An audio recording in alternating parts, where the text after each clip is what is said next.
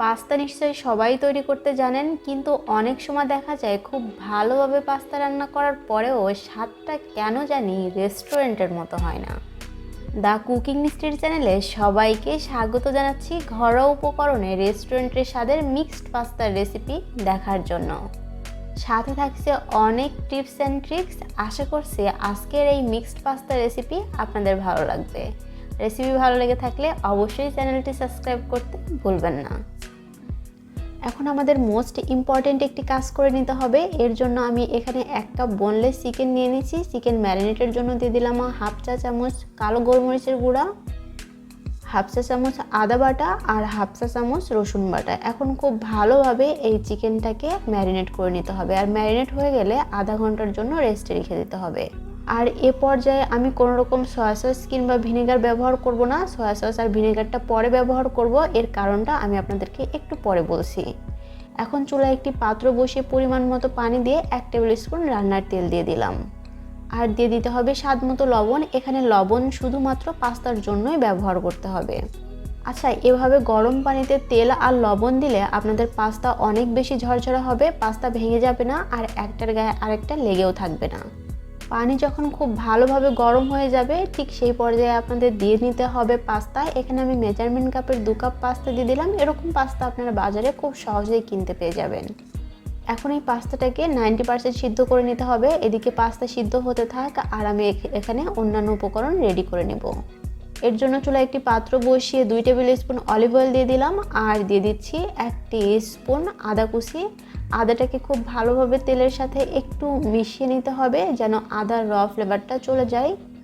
তারপর এর মধ্যে দিয়ে দিতে হবে 1.5 টিস্পুন রসুন কুচি। আচ্ছা, আদা আগে দেওয়ার কারণটা আপনাদের একটু বলে দিই। আদার কুকিং টাইম কিন্তু একটু বেশি, সে কারণে প্রথমে আদাটা দিয়ে একটু ভেজে তারপর রসুন অ্যাড করবেন। যখন আদা রসুন একটু ব্রাউন হয়ে আসবে, ঠিক ওই পর্যায়ে দিয়ে দিতে হবে চিকেন। এখন এই চিকেনটাকে সমস্ত কিছুর সাথে একটু ভেজে রান্না করে নিতে হবে।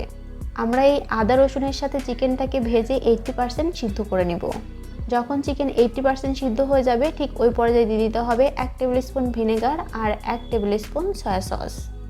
এখানে একটা কথা বলে রাখি, আপনারা যখন চিকেনটা 80% সিদ্ধ হয়ে যাবে, ঠিক ওই পর্যায়ে সয়া সস আর ভিনেগারটা অ্যাড করার চেষ্টা করবেন, তাহলে চিকেন ড্রাই হবে না, চিকেনের মধ্যে একটা জুসিনেস বজায় থাকবে। তারপর যখন চিকেন 100% সিদ্ধ হয়ে যাবে, তখন চিকেনগুলোকে এক সাইডে রেখে ওই একই প্যানে আমি একটা ডিম দিয়ে নিলাম। আপনারা চাইলে চিকেনগুলোকে অন্য একটি পাত্রেও তুলে রাখতে পারেন। এখন এই ডিমটাকে স্ক্রাম্বল করে নিতে হবে, তবে আমি আপনাদের সাজেস্ট করব চিকেনের সাথেই ডিমটাকে স্ক্রাম্বল করে নেবেন, তাহলে খুব সুন্দর একটি ফ্লেভার আসবে। এখন সমস্ত কিছু আরও কিছুক্ষণ ভেজে নিতে হবে, আর খুব বেশি ভাজা যাবে না, বেশি ভাজলে ডিম হার্ড হয়ে যাবে।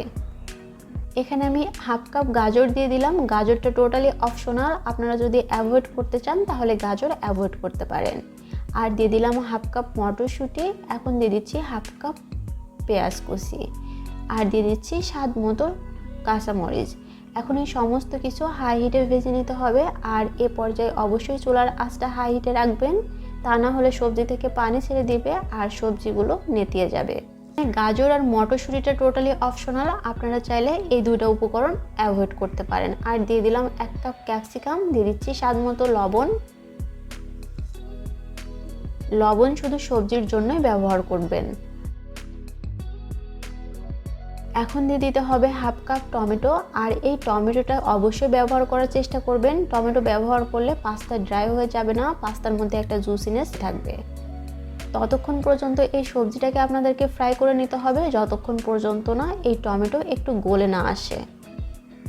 এদিকে আমার পাস্তাটাও সিদ্ধ হয়ে গেছে, আর পাস্তা কখনোই 100% সিদ্ধ করতে যাবেন না, 90% সিদ্ধ করে নেবেন, আর বাকি 10% সবজির সাথে রান্না করতে করতে সিদ্ধ হয়ে যাবে।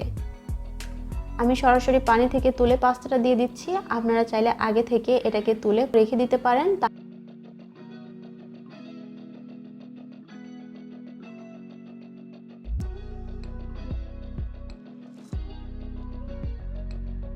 এখন দিয়ে দিতে হবে 1 টিস্পুন কালো গোলমরিচের গুঁড়া। এখানে ফ্রেশ গোলমরিচের গুঁড়া দেওয়ার চেষ্টা করবেন।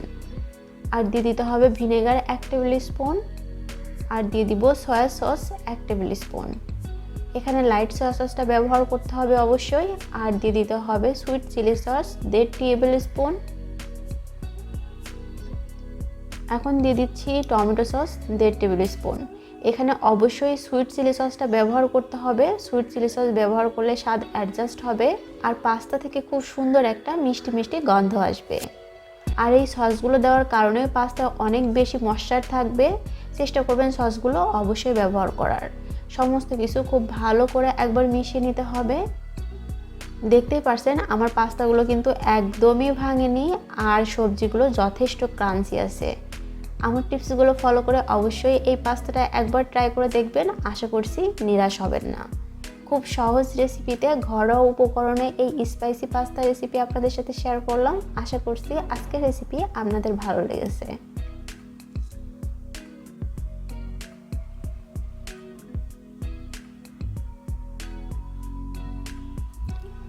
এভাবে পাস্তা রান্না করলে এর স্বাদ রেস্টুরেন্টের স্বাদের থেকে কোনো অংশেই কম হবে না। আমার পাস্তাটা অলমোস্ট হয়ে গেছে, এটাকে আর নাড়া যাবে না। এখন এটাকে আমি পরিবেশন করে নিচ্ছি। দেখতেই পারছেন আমার পাস্তাটা কিন্তু ড্রাই হয়ে যায়নি, যথেষ্ট ময়েশ্চার আছে আর সবজিগুলো ক্রাঞ্চি আছে। আজকের রেসিপি আপনাদের কেমন লাগলো আমাকে কিন্তু কমেন্টস করে জানাতে ভুলবেন না। ভালো লাগলে অবশ্যই আমার চ্যানেলটি সাবস্ক্রাইব করার অনুরোধ রইল। পাশে থাকা বেল আইকনটি প্রেস করে দিবেন যাতে আমি কোনো ভিডিও আপলোড করলে সাথে সাথে তার নোটিফিকেশন পেয়ে যান। যারা আমাদের ফেসবুক পেজ থেকে দেখছেন ফেসবুক পেজটা ফলো করবেন। দেখা হবে নতুন পর্বে নতুন কোনো রেসিপি নিয়ে। ততক্ষণ সবাই অনেক ভালো থাকুন। আল্লাহ হাফেজ।